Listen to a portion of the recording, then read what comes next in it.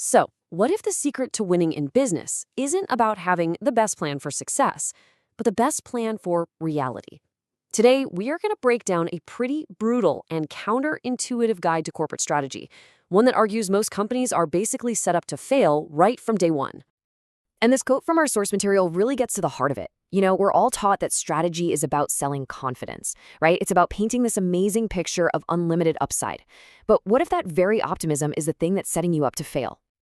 Okay, so let's start with the story we all know, the one we're used to hearing all the time, especially when a hot new topic like AI comes along.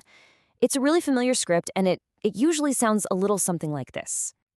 Yeah, we're promised these huge, bold, sweeping changes that are going to revolutionize absolutely everything.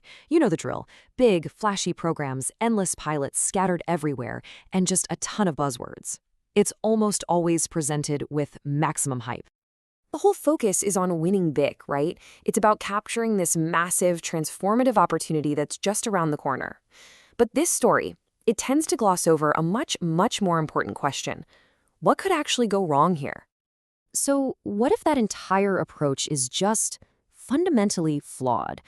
Our source material here introduces a radically different way of thinking about this, one that really prizes skepticism way more than optimism. In this quote, man, it is the core philosophy of what the source calls the war plan. It's a methodology from a firm called Aegyon, and it basically argues that confronting these uncomfortable realities isn't pessimistic. No, it's actually the key to survival. So instead of selling confidence, the entire goal is just to reduce surprise. The whole method is built on, the scientific principle of trying to prove your own ideas wrong. The ideas that actually survive that intense skepticism, well, those are the ones that have earned the right to exist. Now, to see how this works in the real world, the source gives us a case study of an investment bank. On the surface, you'd think everything looks just fine. But lurking just underneath is this subtle and incredibly dangerous problem.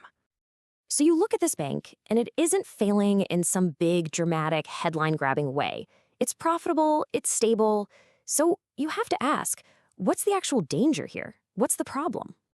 Well, what's really interesting is this number. This points to the real structural problem.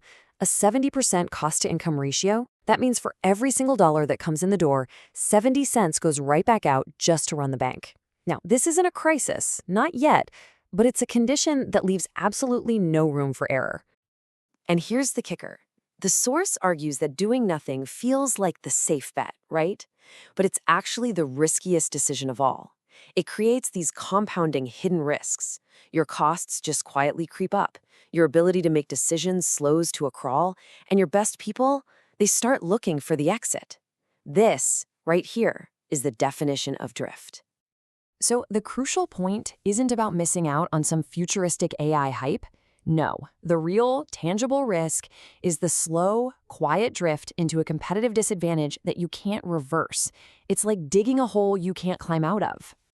Okay, so if drift is the enemy, how in the world do you fight it? Well, the war plan's solution is this really counterintuitive playbook that builds a way more disciplined approach to strategy. So this is the first step, and it's gonna sound totally backwards. Instead of brainstorming all the amazing things you could do, you start by building senses. I mean, it seems completely opposite to the usual let's experiment everywhere mindset we're all so used to. But the logic here is, well, it's brilliant. See, when the rules are unclear, the default answer from just about everyone, legal, compliance, risk, is no. So by clearly defining what's off limits, leadership actually reduces that fear and gets rid of the veto power that grinds progress to a halt. It makes it, paradoxically, safer and faster to act on everything that is allowed. And this table just lays it all out so perfectly. The typical approach talks about vague transformation and runs dozens of little siloed pilots. The war plan, on the other hand, demands discipline. It says, let's define what's forbidden, let's focus on one complete redesign, and let's establish explicit kill criteria from the start. It's about building real credibility, not just hype. So the war plan basically forces leadership to make 3 really concrete decisions, which replaces all that ambiguity with clarity. First, you define the forbidden uses of AI. Second, you pick one single end-to-end process to fully redesign. No more endless pilots that go nowhere. And third, you set the kill criteria right up front, deciding before you even start what failure looks like and when you're going to pull the plug. And the reason this whole thing works is actually pretty simple. It's because governance credibility matters way more than optimism. By defining failure up front with those kill criteria, you make it safe for teams to stop a project without it being seen as some kind of personal failure. That trust is so much more valuable than pretending every single initiative is going to be a home run. So this brings us to the ultimate, and maybe the most challenging takeaway from this whole war plan idea. It really requires a total reevaluation of what it even means to win. And this is a fundamental shift in mindset. Winning isn't about some heroic sprint for a mythical prize. It's more like captaining a ship in a really bad storm.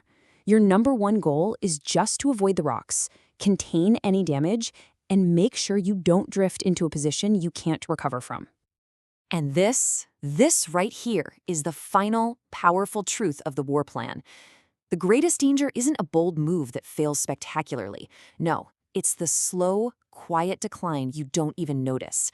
The one that happens while you're telling yourself you're being so prudent and so careful. At the end of the day, this entire disciplined approach, defining boundaries, capping risk, forcing hard decisions, it's all about one thing. It's about taking those big, scary, unknown risks and breaking them down into small, observable, and manageable exposures. That's what preserves your ability to act in the future instead of just being paralyzed by uncertainty. And that leaves us with a pretty provocative final thought for every leader and strategist out there. Take a hard look at your own plans. Are they designed just to make you feel confident, or are they actually designed to make you resilient? Because the answer to that question could be the difference between thriving and just quietly drifting away.